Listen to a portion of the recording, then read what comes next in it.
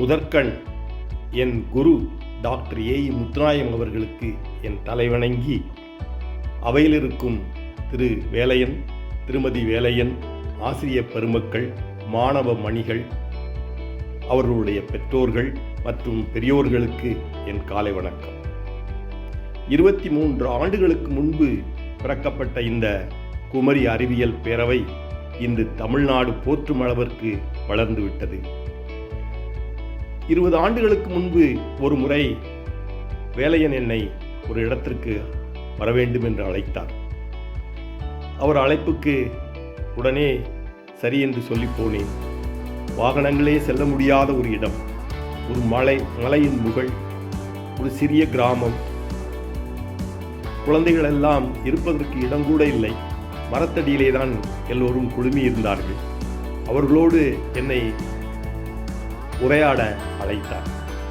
அவர்கள் கேட்கும் கேள்விகளுக்கு, விஞ்ஞானத்தை பற்றி கேட்கும் கேள்விகளுக்கு பதில் சொல்ல வேண்டும் என்றார். நெகிழ்ந்து போனேன். கிடைக்க அறிவியல் துறையில் நல்ல இடங்கள் எத்தனையோ இருக்கின்றன. இந்த கிராமங்களில் இருக்கும் குழந்தைகளுக்கு இது கிடைப்பதிலேயே என்பதற்காக வேண்டி அவர் அடிப்படையில் இந்த குமரி பேரவையின் அடிப்படையே எல்லோருக்கும் இந்த உணர்வும் உதவியும் வேண்டும் என்றுதான் அவர் இதை ஆரம்பித்தார். இன்று வளர்ந்து எத்தனையோ பள்ளிகளிலும் பல முகாம்களிலும் அவர் நடத்தியிருக்கின்றார். ஒரு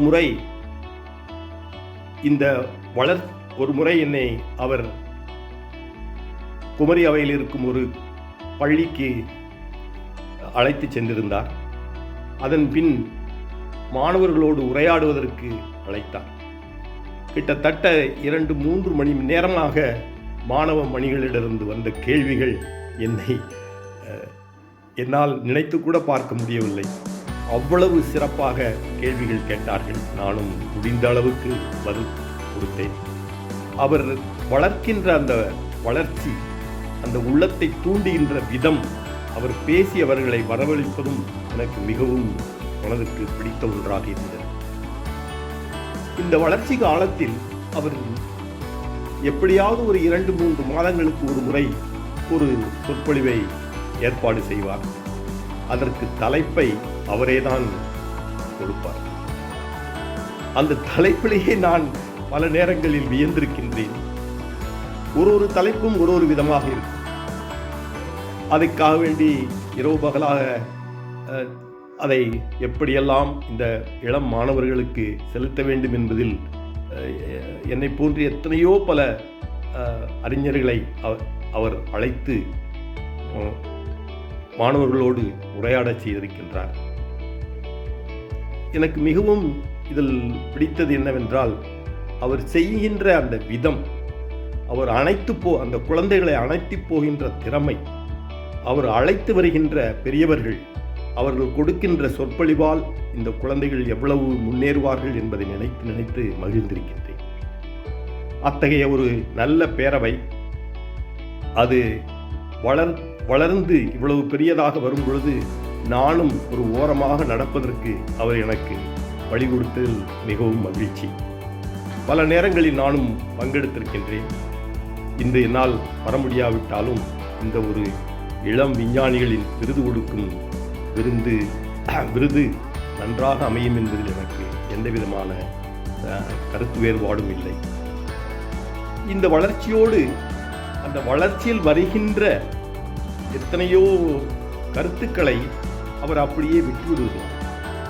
அதை புத்தகங்களாக வெளியிட்டு என்னையும் கூட சில நேரம் அழைத்து, நான் பணம் கொடுக்காமலே எனக்கு புத்தகம் வந்துவிடும், படித்து மகிழ்ந்திருக்கின்றேன். அவ்வளவு சிறப்பாக குழந்தைகளுக்காக வேண்டி எழுதப்பட்ட நல் விஞ்ஞான புத்தகங்கள் என்றே நான் கூறுவேன். அது மட்டுமல்ல, அவர் இந்த குழந்தைகளை பானைகள் செய்யும் கலைஞர்களிடமும் கூட்டிச் செல்வார். ராக்கெட் ஏவுகணை ஸ்தலத்துக்கும் கொண்டு போவார். விக்ரம் சாராபாய் சென்டருக்கும் அழைத்து செல்வார். அவர் அழைத்து செல்லாத நல்ல இடங்கள் இல்லை என்றே சொல்லுவேன்.